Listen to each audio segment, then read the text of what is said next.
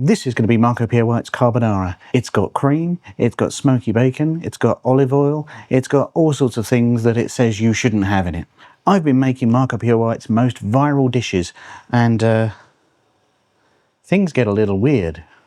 Going from Michelin meals to gravy, Marco Pierre White took on a partnership with Knorr, the company responsible mostly for stocks and sauces. Wasn't the most popular decision he ever made, but we'll come on to that in a bit. So I thought I'd go through the most viral of those dishes and see what's going on. Are they actually just cheap, lazy cash-ins? Or are they cheeky little hacks with all the right little tricks in? To start with, his spaghetti carbonara. And of course, he breaks all the rules here. First off, he says to add oil to the water. And that's one of those things people go back and forth on, though I think it's been widely agreed you don't really need oil in pasta water. A little splash of olive oil. Some people would say not necessary. But having said that, I did have an Italian mother. And it's my instinct here to add lots of salt to the water so we get a lovely briny broth to cook our pasta in. Use a stock pot. And in with our pasta, just enough for one today. This feels so odd. And while my pasta cooks, I'm going to make the carbonara sauce, which is egg yolks and double cream. I've previously fried some bacon just before I started filming. Not pancetta, smoky bacon, he says, which is okay, fine. We're not adding Parmesan or Grana Padano or whichever hard cheese you want to use into the mixture. We add it to the base of the dish we're going to serve it on. I'm not going to get into what an authentic carbonara is. I'm not the right person to tell you. My good friend History in Taberna has made an excellent video on carbonara, which I suggest you go watch. But Marco says it's spaghetti carbonara. He says, you can add cream because the British and Americans, that's how we do it. Okay. Well, if my grandmother had wheels, she would have been a bike. The pasta is about to finish cooking, so I'm just going to pop that to one side while I just finish our sauce. Marco says make sure you retain that water because obviously you could use it for a stock or a soup. Grating some Grana Padano right into my bowl. A small handful of the bacon straight into my sauce. Pasta in. And then presumably there's enough heat just in the pasta just to set the eggs. Obviously the old cliche with carbonara is you need a sort of heat balance so that the eggs don't overcook and get a thick, claggy mixture. It's very frothy and wet. No, this isn't right. This is not quite right at all. Although I tried it, it was a bit wet and a bit cold and just, no. It just didn't look anything like the one in the video. And I wanted to get much closer to the Marco OG. I decided to give it another crack. Boiled some more water, added some more olive oil, and added the cheeky stock pot. Added Chequeco pasta, just like Marco. And I completely changed up the ratios this time, with less cream to egg. Just a couple of tablespoons of cream here, just to suggest, give a hint to some creaminess. And a big blast of black pepper, and a really generous grating of Grana Padano. I had a little bacon I'd previously fried, and this time rather than draining the pasta, took the pasta directly from the pan into the sauce, so no loss of heat. I then worked really quickly to try and agitate it so we get a less soupy result. So we've given it another go, and this time we've got something that's sort of holding its shape rather than the soup we had before. I mean, that's on me, that's a ratio issue. There are no quantities published, so, and that's much better. That's got that silky, shiny finish that you expect from a carbonara. And I guess that tells us, what are these Knorr recipes for? Are they trying to be the most authentic thing possible? Probably not. I think they're squarely aimed at families trying to get dinner on the table of a school evening, that they're recognisable, familiar, but approachable. But hopefully with a little bit of Marco, you can feel a bit more confident about what you're eating. Is there a product placement? Sure. But he actually says in the Knorr video, If you like cream, a little bit more. If you don't like cream, a little bit less. And the old cliches, there's no real recipe, it's your choice. And I guess that's what we've got here. Add loads of cream, you'll get something quite cold and wet.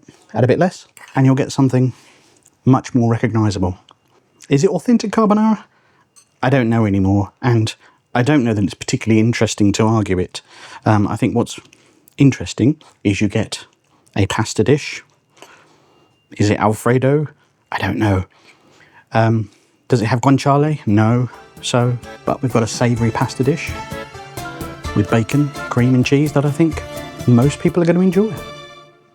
And next on the list is one of Marco's most famous Knorr recipes. That is to season his steaks with flavoured butters, compound butters if you prefer. I've got some pretty raggedy pieces of steak, which I'm hoping to bring to life with a stock cube. He suggests making a paste of stock cube and oil and rubbing it on. It's better than salt, of course it is. Because Knorr chicken stock pot makes your pasta taste better than salt. Interestingly, I've just been reading the back of the packet and it says, or mix the cube with a little olive oil and rub into the meat. Wonder if they had that before Marco started doing it.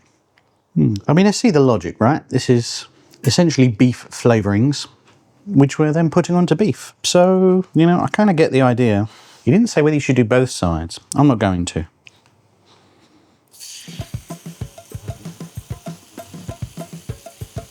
I reckon that's going to make a lot of smoke. Oh, and I think to be authentically Marco, I'm supposed to be waving a knife around while I talk about this. If you look at the ingredients for a Knorr beef stock cube: salt, vegetable fats, starch, flavourings, sugar, yeast extract, beef fat 3%, beef stock powder 2%, and some vegetably flavoured things. So, very little beef content in our beef stock cube. Marco also says don't poke it, don't probe it, don't prod it. Just cooked it on one side, turn it over, knock the heat down a bit, and wait for little bloody bits to appear on the surface. And that means medium rare, apparently. So the problem with the Knorr paste is it's created such a crust. It's kind of burning really quickly. I think there's probably something in the idea. Maybe I should use more oil. But it means I can't really see the surface of the meat. So I cooked a lot of steak, so I'm gonna just knock the heat off there. And Marco's a big fan of leaving it to rest in the pan, so that's what I'm gonna do. I'm just gonna leave it there for about 5 minutes in the pan, no heat now. Obviously it's on a metal plate, which has some residual heat, but no more direct heat. And see what we get. Steaks have rested. Let's plate. Fair play, some evidence of that little pink blushing coming through that Marco suggested. I'm just going to add some butters that I made earlier. So the first one, very simple, sliced parsley mixed with butter. And the second one, a Bordelaise butter, that is simmered some diced shallots with some red wine, reduced it right down, worked it in with some butter. So then we have our 2 steaks. So I would say that cooking technique, they've gone slightly over, more like medium well. I'll stick to my thermometer in future. But there's no denying the beefy flavour. If you're using a lower quality piece of beef, then put that beef flavour back in with a stock cube and it will sort of disguise that. Yeah, perfectly good. And this is a not very good piece of steak I'm using here. So maybe the Knorr is doing some legwork there. So not a bad idea. So for the next Marco Knorr adventure, chicken chasseur, hunter's chicken, a very classic stew. Actually, very little Knorr involved in this one. A little oil into a pan, adding in a chicken breast that I've coated in flour. And he says to start on a low heat and let that come into it. And that flour is just going to release some thickening into the sauce. And after about 4 or 5 minutes, just browning on both sides, I'm just going to chuck in some onions.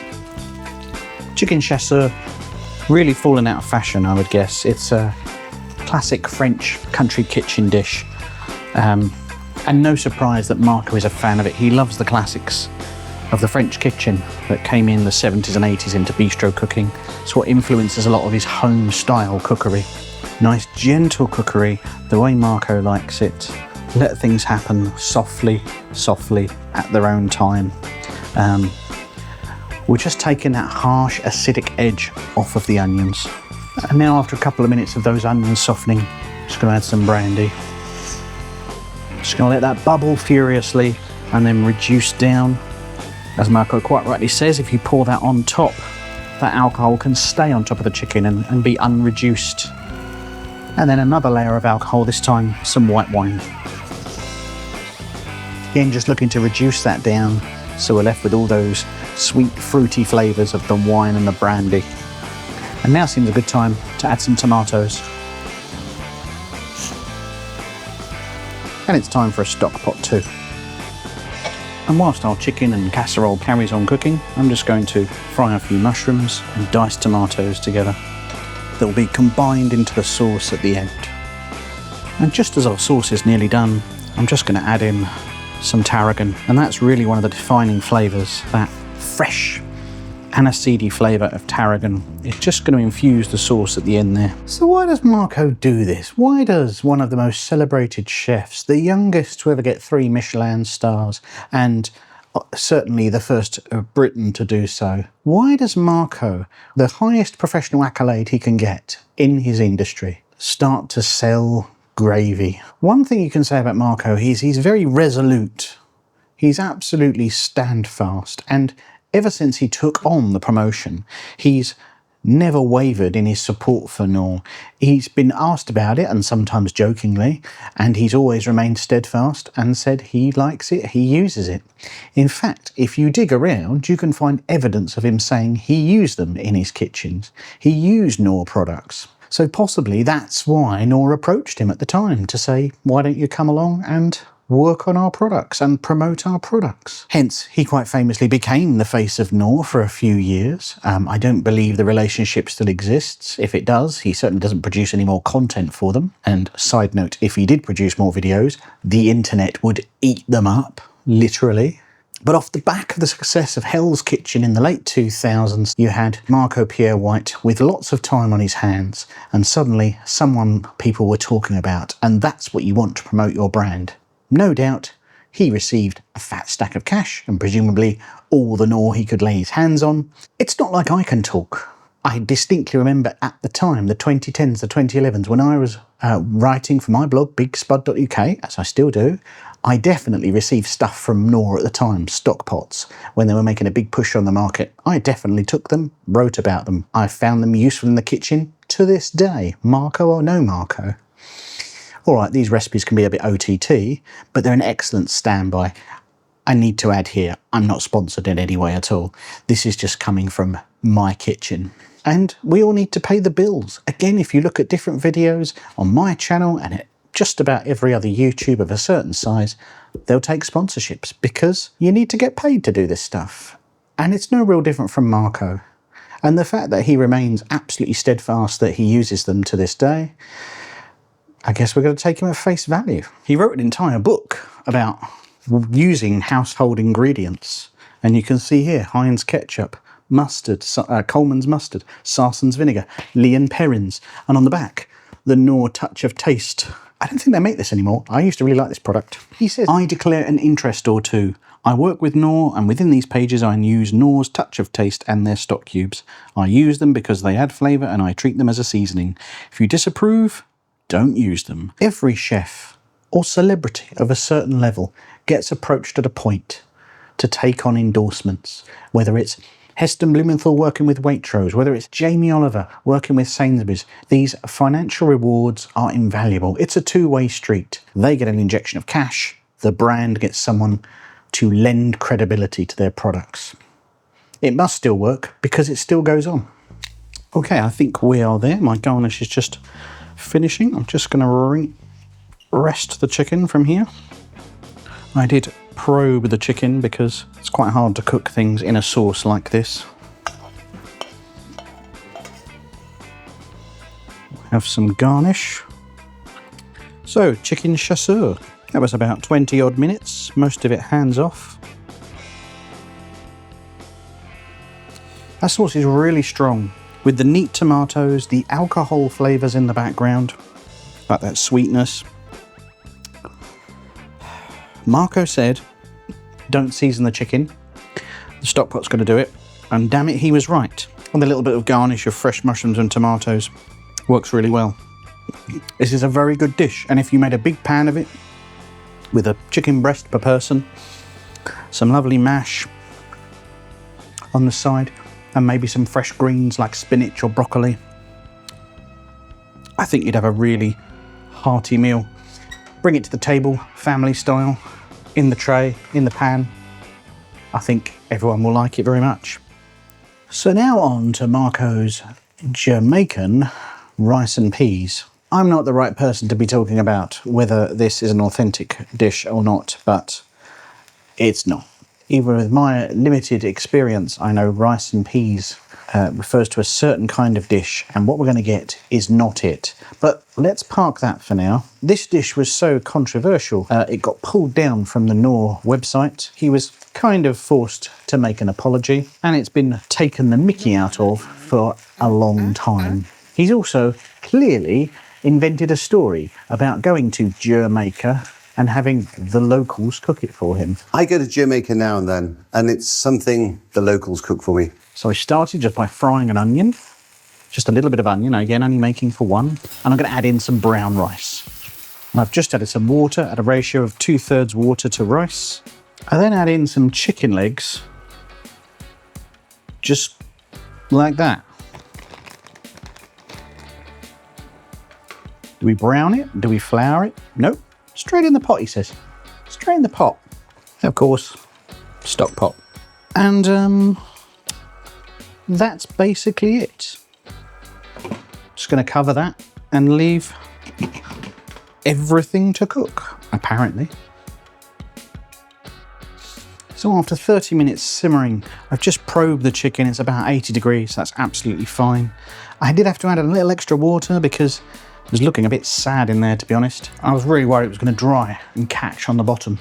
And now for the peas element of the rice and peas, we have frozen peas. Frozen peas are an excellent ingredient. You know, I've always got some in my freezer. Even if you just simmer them up as an emergency veg for your dinner, blitz them for a soup, or you just feel like you need a little burst of that sweet pea freshness in something, they're excellent. And frozen peas really don't need cooking as such. All you want to do is just take the frozen edge off them and they'll be absolutely fine. So I'm literally going to put the lid on this for just a couple of minutes just to allow them to thaw. No need for cooking, they're perfectly good. We're just warming them up. Now the pea element of rice and peas, again, even as a non-Jamaican who's never been to Jamaica, it's supposed to be black-eyed peas or a kidney beans. I mean, let's take a look at Ainsley Harriott, who is certainly more Caribbean than me. You pick up your palette knife and then work that into your meat. Give your meat a good old rub. Has a really great recipe on his site for his mother's rice and peas, and it doesn't look a bit like this. I mean, there's no spice.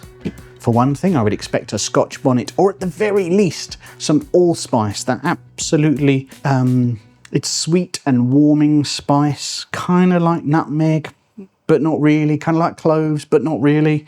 But that really makes you think of Jamaican cuisine as soon as you get that allspice berry. And for there not to be even a tickle of Scotch bonnet or similar is bizarre. So I think that's going to be done. Let's serve it up. So this looks just sad, frankly.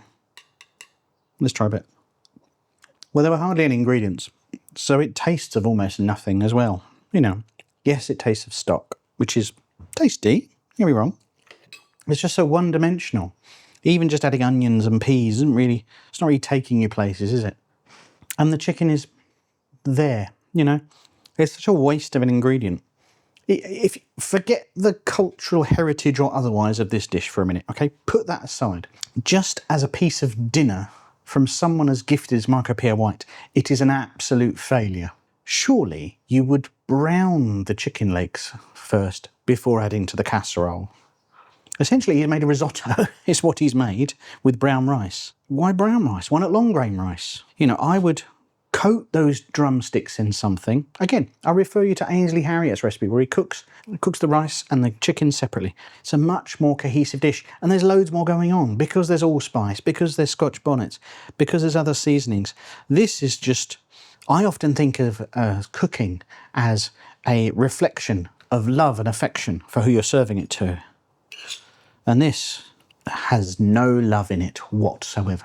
So what did you think of those viral dishes from Marco Pierre White from his Knorr range? There are some hits and there are some definite misses in there as well. Are there any others you'd like to see me cover? I hope you enjoyed that, and I'll see you next time.